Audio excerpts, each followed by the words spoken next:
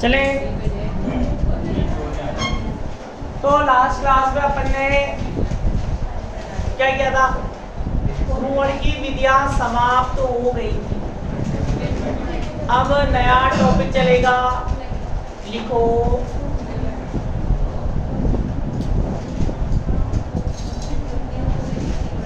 द्विअपवर्तन के लिए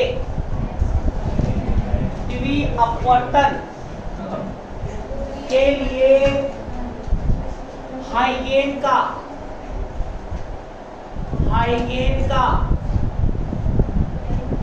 द्विअपवर्तन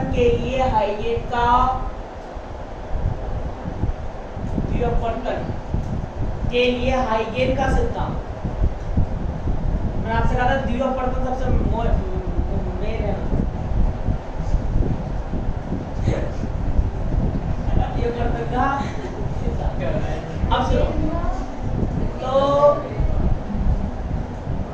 क्या था? मैंने आपको कहा था एक अक्षीय क्रिस्टल और द्विअक्षीय क्रिस्टल। क्या होता है एक अक्षीय क्रिस्टल? ऐसे क्रिस्टल जिसमें एक अक्ष या एक दिशा ऐसी होती है जिसमें द्विअपवर्तनीय घटना घटित नहीं होती। क्या कहलाते हैं? एक अक्षीय। एक अक्षीय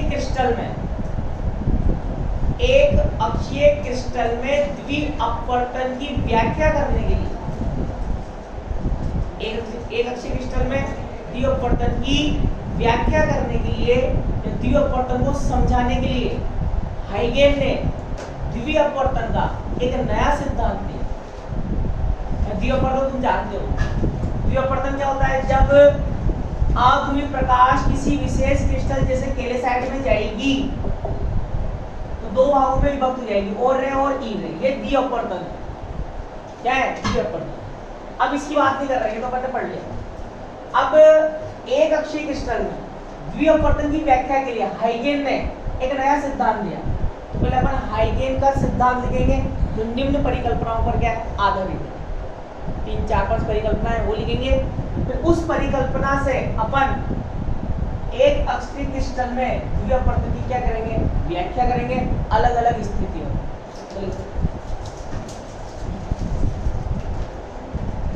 हाइगेन नामक वैज्ञानिक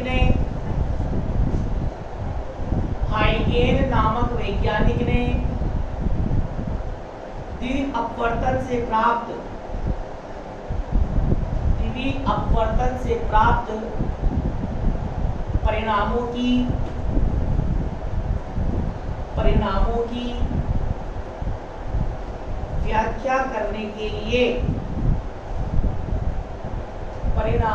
व्याख्या करने के लिए एक अक्षीय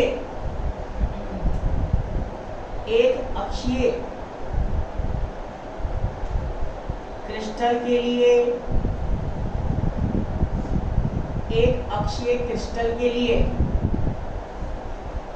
नया सिद्धांत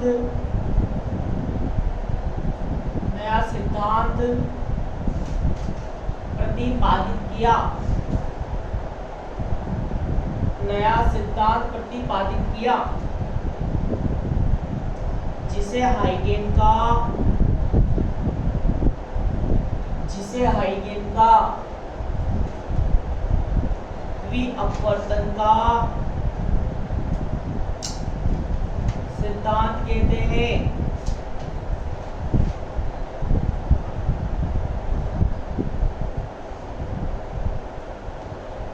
जो निम्न परिकल्पनाओं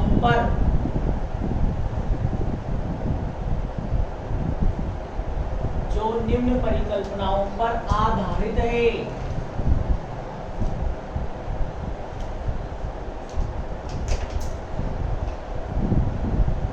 फर्स्ट नंबर लिखो। जब अध्रुवित प्रकाश किरण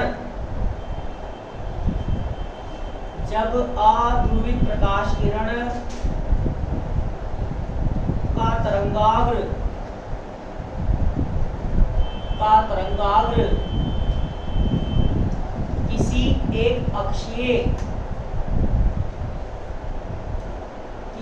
एक अक्षीय क्रिस्टल के एक अक्षीय क्रिस्टल के द्विअपवर्ती पृष्ठ पर आपतित होता है, द्विअपवर्ती पृष्ठ पर आपतित होता है, तो द्विअपवर्ती पृष्ठ पर आपतित होता है तो पृष्ठ का प्रत्येक बिंदु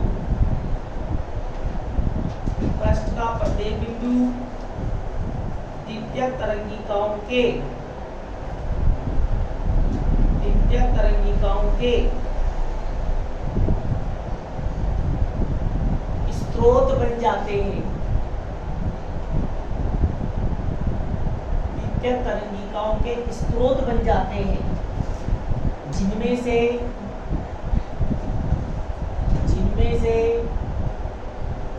एक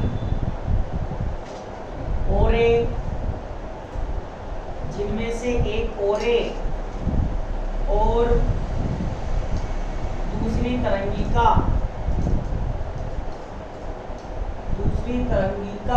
ई रे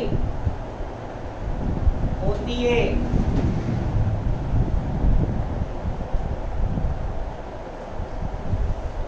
अगला लिखो,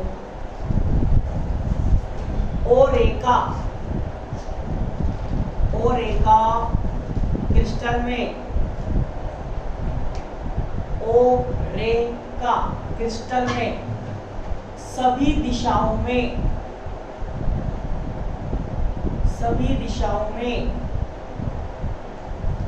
वेग एक समान होता है, इसीलिए इसका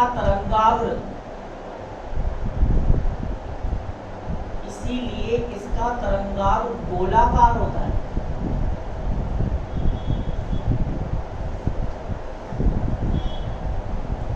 अगला लिखो, ई रेखा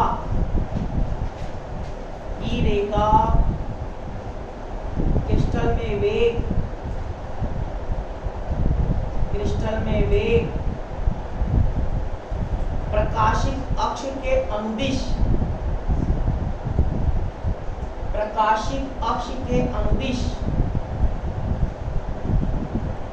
ओ रे के समान होता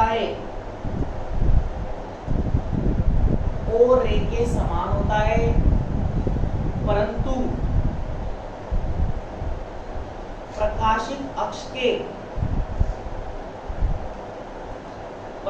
प्रकाशित अक्ष के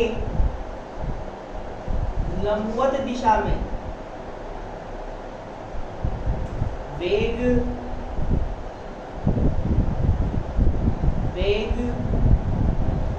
भिन्न होता है।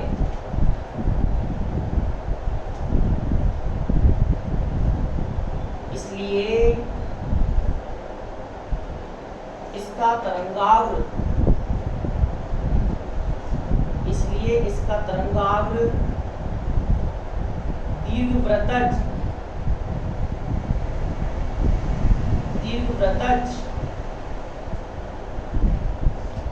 होता है। अगला लिखो, ओरे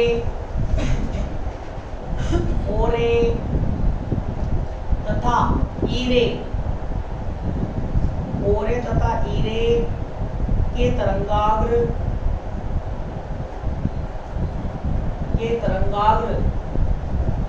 जिन बिंदुओं पर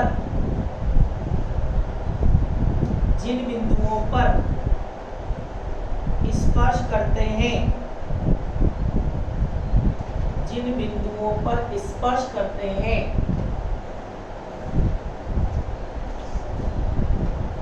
उन्हें मिलाने वाली रेखा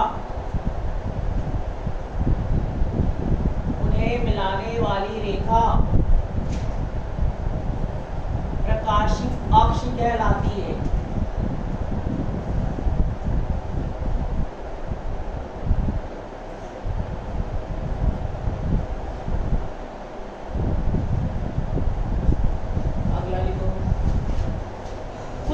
क्रिस्टल ऐसे होते हैं, कुछ क्रिस्टल ऐसे होते हैं जिनमें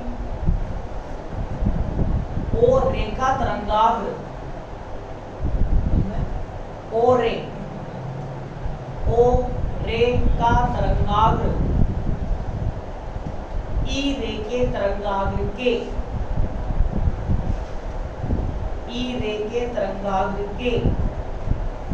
अंदर होता है,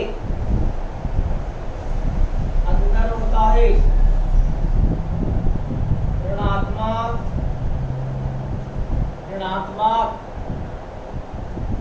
क्रिस्टल,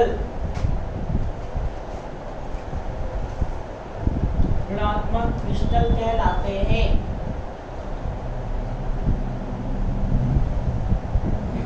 जैसे केलेसाइट, अगला लिखो। कुछ क्रिस्टल ऐसे होते हैं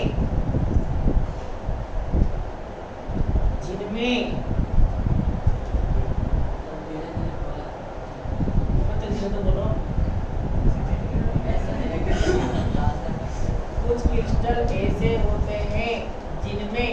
ओ रेखा तरंगाग्र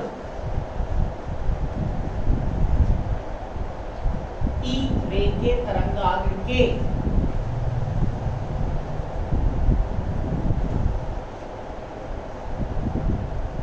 बाहर स्थित होता है।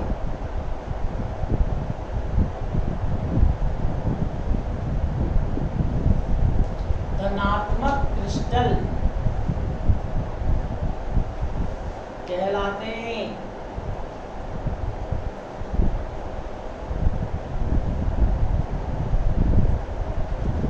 अब एक क्वेश्चन लिखो।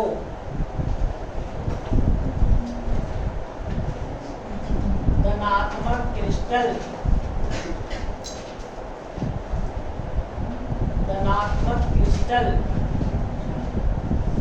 और ऋणात्मक क्रिस्टल में अंतर लिखिए।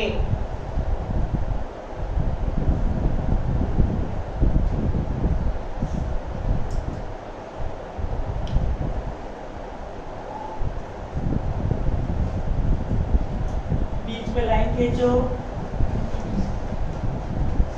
एक तरफ लिखो धनात्मक क्रिस्टल,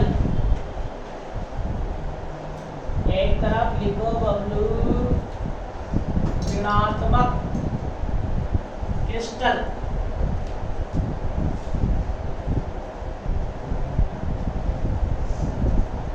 फर्स्ट नंबर लिखो धनात्मक में, धनात्मक क्रिस्टल लिखो। इसमें साधारण किरण का वेग, साधारण किरण का वेग असाधारण किरण से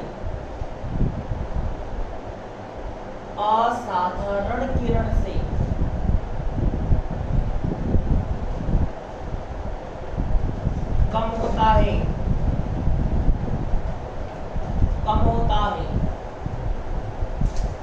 मतलब एक कोई बी मतलब वेग, ओ रे क्या है बी ई रे।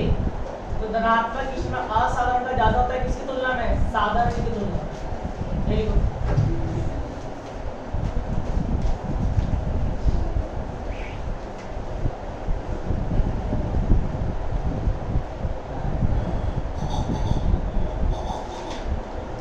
उसमें उल्टा लिख लो आपे, उसमें उल्टा लिख लो आपे।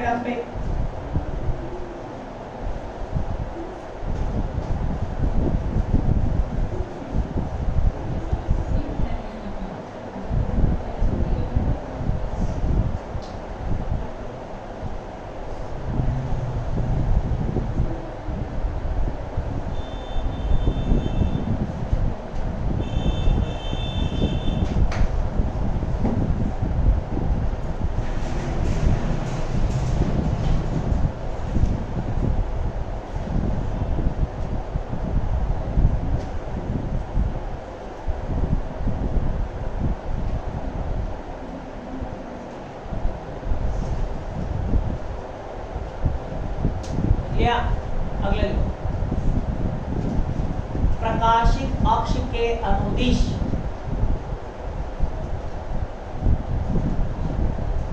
प्रकाशिक अक्ष के अंगदिश, ये लिख लो वीओ रे,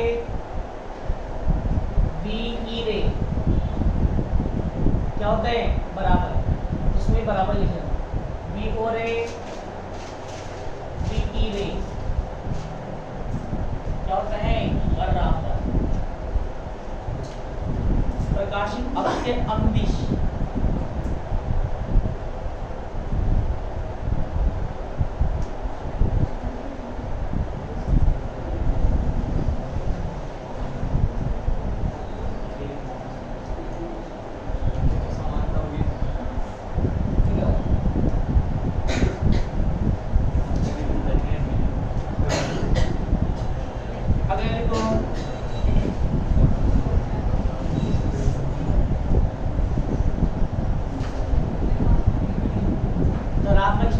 इसमें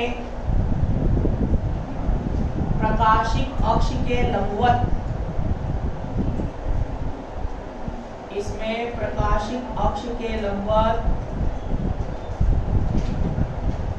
ओ रेखा अपवर्तनांक,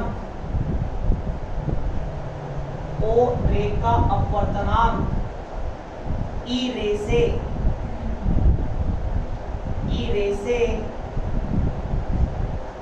कम होता है, ई रे से कम होता है, म्याऊ ओ ई, म्याऊ ओ रे कम है किससे,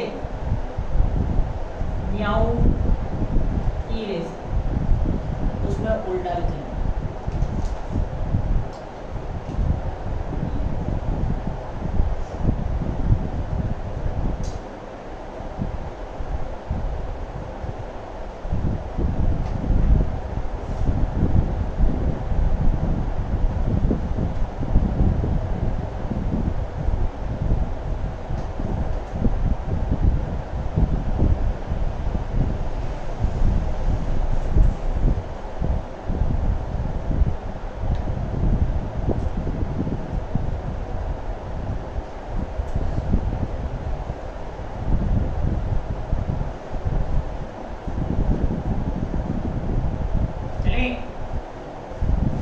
अगला लिखो धनात्मक में, इसमें प्रकाशिक अक्ष के लंबवत दिशा में, प्रकाशिक अक्ष के लंबवत दिशा में ई रे का वेग, इसमें प्रकाशिक अक्ष के लंबवत दिशा में ई रे का वेग न्यूनतम होता है, ई रे का वेग न्यूनतम होता है। बी ई रे मिनिमम, वी ओ रे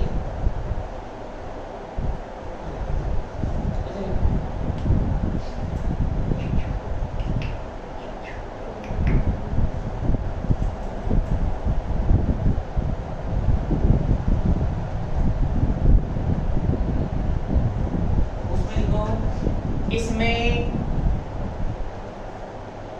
प्रकाशिक अक्ष के लंबवत दिशा में, प्रकाशिक अक्ष के लंबवत दिशा में ई रे का वेग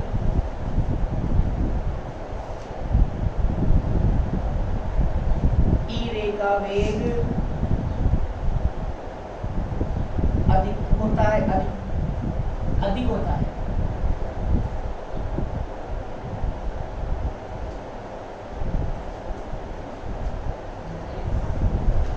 मिनिमम को क्या कर देना, मैक्सिमम।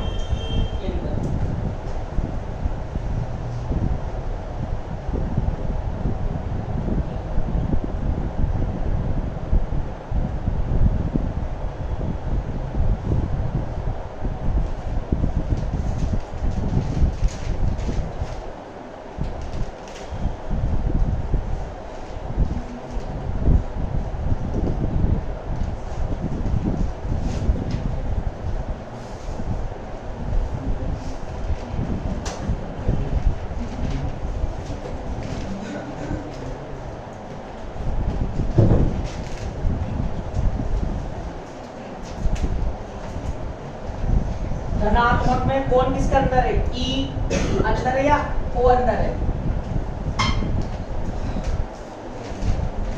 धनात्मक में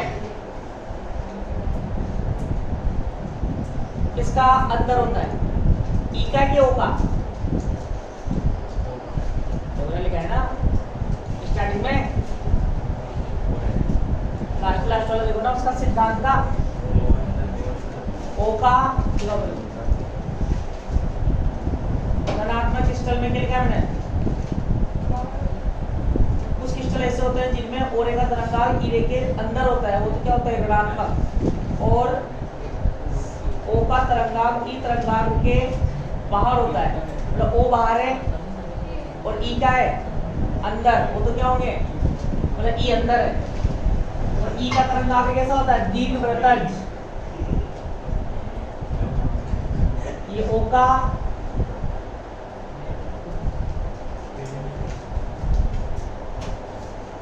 तो ये किसका?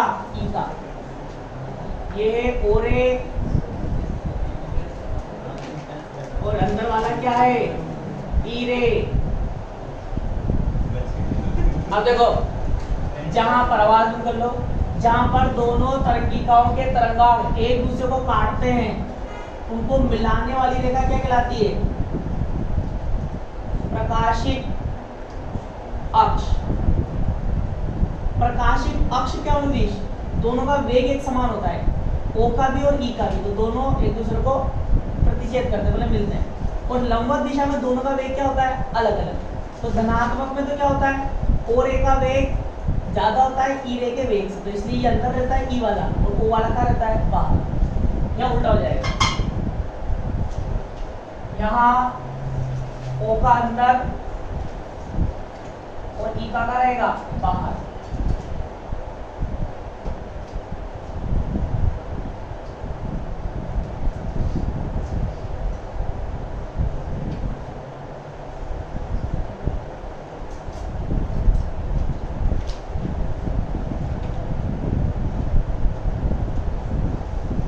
बाहर वाला किसका है? ई रे। अंदर वाला किसका है? ओ रे। लंबवत दिशा में जहां दोनों काटेंगे वहां प्रकाश दोनों का वेग क्या रहेगा? एक समान। मिलाने वाली रेखा क्या कहलाती है? प्रकाशिक अक्ष। और लंबवत दिशा में प्रकाशिक अक्ष के लंबवत ई रे का वेग ज्यादा होता है ओ रे के वेग से। ये बनाओ दोनों।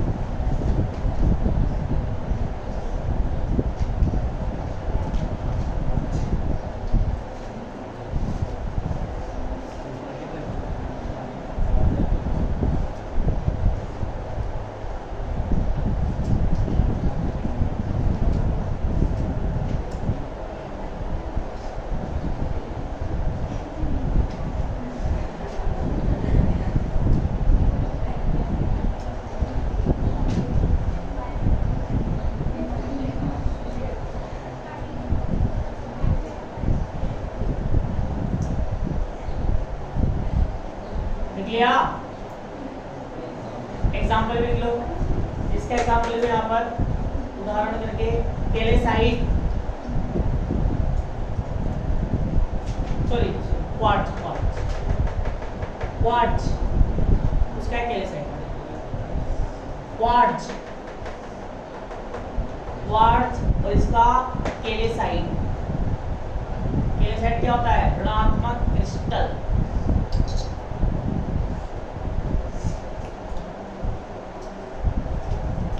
अब बेटा अपन ने जितनी भी बातें लिखी हैं हाइगेन के सिद्धांत में, ये सब अब यहाँ पर अपने अगले टॉपिक में क्या आएंगी? काम आएंगी। और बैक टू बैक, कैसे? Back to back, same to same topic आएंगे। कैसे? Same to same, full theory चलेगी। क्या चलेगी? Full theory, full back to back, same to same topic. तो लिखो, एक टॉपिक समझ लेना और बाकी सब कुछ कर लो जाकर। देखो, द्वितीय अपवर्तन की व्याख्या। पहले अपन ने द्वितीय अपवर्तन का सिद्धांत पढ़ा। क्या पढ़ा? द्वितीय अपवर्तन का सिद्धांत क्यों दिया? एक अक्षीय क्रिस्टल में द्वितीय अपवर्तन की व्याख्या की। एक अक्षीय क्रिस्टल कितने प्रकार के होते हैं? 2 प्रकार के। कौन कौन से? धनात्मक और ऋणात्मक।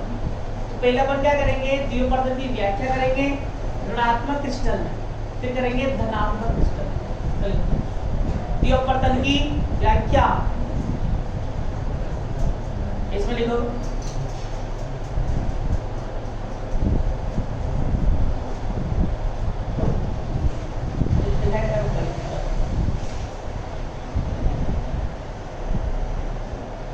इसके अंदर एक लाइन लिखो। हम यहाँ पहले ऋणात्मक क्रिस्टल में, हम यहाँ पहले ऋणात्मक क्रिस्टल में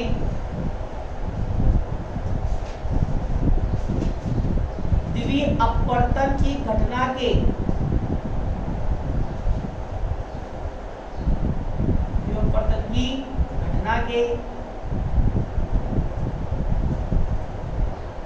स्पष्टीकरण के लिए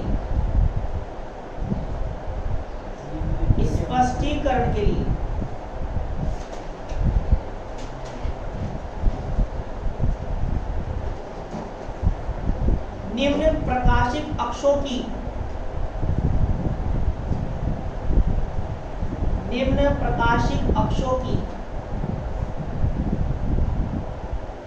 स्थितियों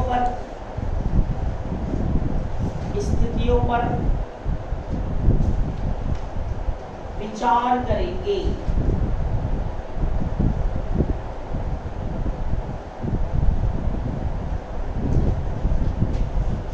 अब फर्स्ट नंबर,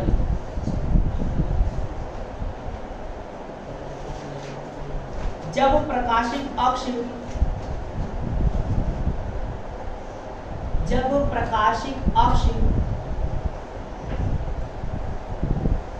आपतन तल में, जब प्रकाशिक अक्ष आपतन तल में द्वितीय अपवर्ती पृष्ठ के लंबवत हो, द्वितीय पृष्ठ के लंबवत हो। अब बेटा सबसे पहले अपन क्या करेंगे? ऋणात्मक क्रिस्टलों के लिए बात करेंगे। इसके लिए ऋणात्मक क्रिस्टलों के लिए तो ध्यान सुनना, ये पहला समझ लो, सब ऑटोमेटिकली आ जाएंगे धीरे धीरे। एक्स वाई क्या है? द्वितीय अपवर्ती पृष्ठ। क्या है? द्वितीय अपवर्ती पृष्ठ। क्या होता है द्वितीय अपवर्ती पृष्ठ?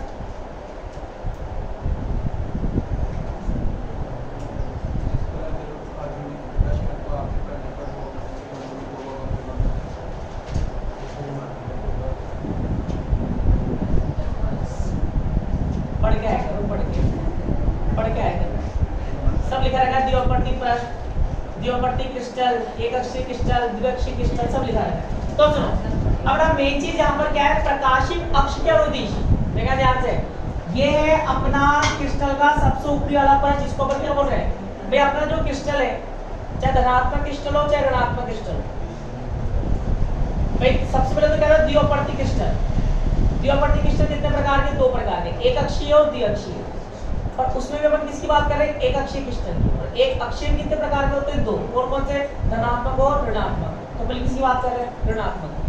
ठीक है, तो एक्स वाई क्या है, द्विअपवर्ती पृष्ठ है, मतलब सबसे ऊपर वाला पृष्ठ। अब यहाँ पर पहली स्थिति क्या ले रहा हूँ कि प्रकाशित अक्ष जो है ना, प्रकाशित अक्ष जो है वो लंबवत है।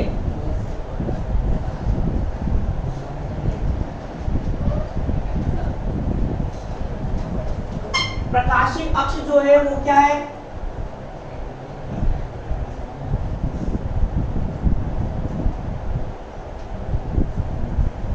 ये जो मैं डॉट से लाइन बना रहा हूं,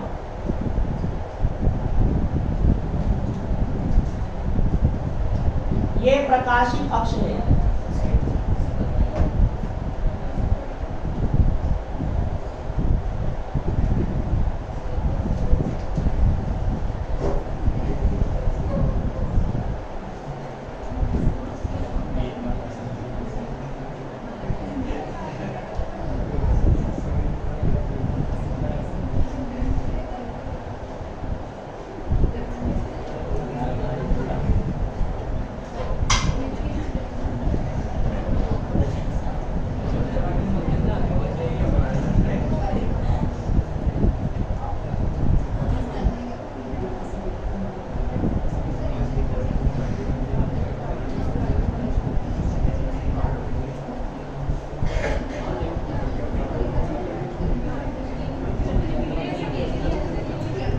ध्यान से, ये आपका द्विअपवर्ती पृष्ठ, तो ये डॉट वाली लाइन जो बना रहा हूं ये है प्रकाशित अक्ष, सब इस पर निर्भर करे। तो फर्स्ट कंडीशन क्या है कि जो प्रकाशित अक्ष है वो द्विअपवर्ती पृष्ठ के क्या है, लंबवत है। ठीक है, अब अपन इस पर क्या आपतित करेंगे, तरंग। अब उसमें भी दो स्थितियां, एक बार तिर्यक आपतन तिरछा आपतित करेंगे और एक सीधा आपतित करेंगे। फिर द्विअपवर्ती घटना क्या करेंगे, व्याख्या। क्या हुआ,